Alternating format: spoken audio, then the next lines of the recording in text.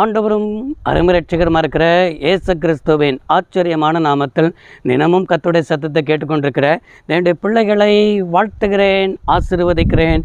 நீங்கள் ஆசீர்வதிக்கப்பட்டவர்கள். இந்த நாளிலும் கூட கர்த்தர் உங்களை பார்த்து தீர்க்க தரிசனமாய் சொல்கிற ஒரு வார்த்தை, உன் துக்க நாட்கள் முடிந்து போகும்னு என் ஆண்டவர் சொல்கிறார். ஏசாயா தீர்க்கதரிசன புத்தகம் 60வது அதிகாரம் 20வது வசனத்தில் இவ்வாறாக பார்க்க முடிகிறது. உன் சூரியன் இனி அஸ்தமிப்பதும் இல்லை, உன் சந்திரன் இனி மறைவதும் இல்லை, கர்த்தரே உனக்கு நித்திய வெளிச்சமாயிருப்பார், உன் துக்க நாட்கள் முடிந்து போகும்னு என் ஆண்டவர் சொல்கிறார். இந்த வார்த்தையை உங்களை பார்த்து தான் ஆண்டவர் பேசி கொண்டிருக்கிறார். ஏதோ சில மனிதர்கள் பேசின வார்த்தை உங்களை துக்கப்படுத்திருச்சுலா, சில சம்பவங்கள் உங்களுடைய வாழ்க்கையில் துக்கத்தை கொண்டு வந்துருச்சுலா, சில வாழ்க்கையின் அனுபவம்னா என்னது? நம்முடைய வாழ்க்கையில் எல்லாமே தடையாகவே இருக்கிறது, நம்முடைய வாழ்க்கையில் எல்லாமே இருள் சூழ்ந்ததை போலவே இருக்கிறது.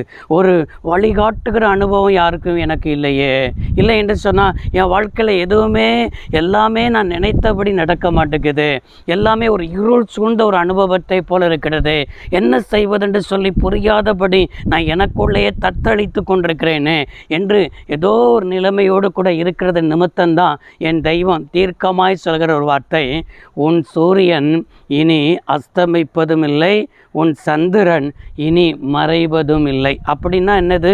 கர்த்தரே உங்களுக்கு நித்திய வெளிச்சமாக இருப்பாராம். அவர் தான் உங்களுக்கு வெளிச்சமாக இருக்கிறது நிமித்தம் உங்கள் வாழ்க்கையில் இருக்கிற இருளெல்லாம் தானாக என்ன செஞ்சிடும்? விலகி போயிடும்.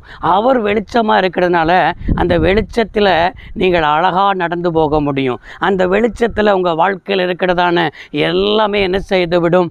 மாறி போய்விடும். இன்றைக்கு கர்த்தரே நித்திய வெளிச்சமாக இருக்கிறார், உங்கள் துக்க நாட்கள் முடிந்து போயிடும்னு சொல்லி என் ஆண்டவர் அழகாய் பேசியிருக்கிறார். பிற ஏன் துக்கமாக இருக்கிறீங்க?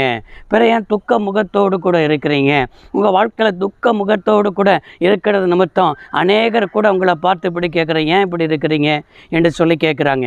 ஏன் இப்படி இருக்கிற அப்படின்னு சொல்லி கேட்குறாங்க.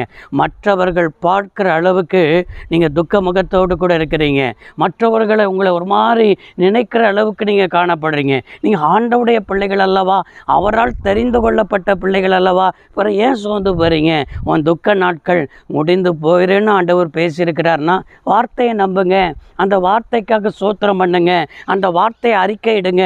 நிச்சயமாக இந்த நாளில் ஏசாயா 60:20வது வசனத்தின்படியே உன் துக்க நாட்கள் முடிந்து போகும்னு சொன்னவர் அப்படியே கர்த்தர் உனக்கு செய்வேன் என்று வாக்கு பண்ணுகிறார். ஜெபிப்போமா? சர்வ வல்லமையுள்ள தெய்வமே, அருமை தகப்பனே, இந்த வார்த்தையை கேட்டமுடைய பிள்ளைகளுக்கு இன்றைக்கு துக்க நாட்கள் முடிந்து போனதற்காக சோத்திரம். இன்றைக்கு உடைய பிள்ளைகளுக்கு நீ நித்திய வெளிச்சமாக இருப்பதற்காய் சோத்திரம்.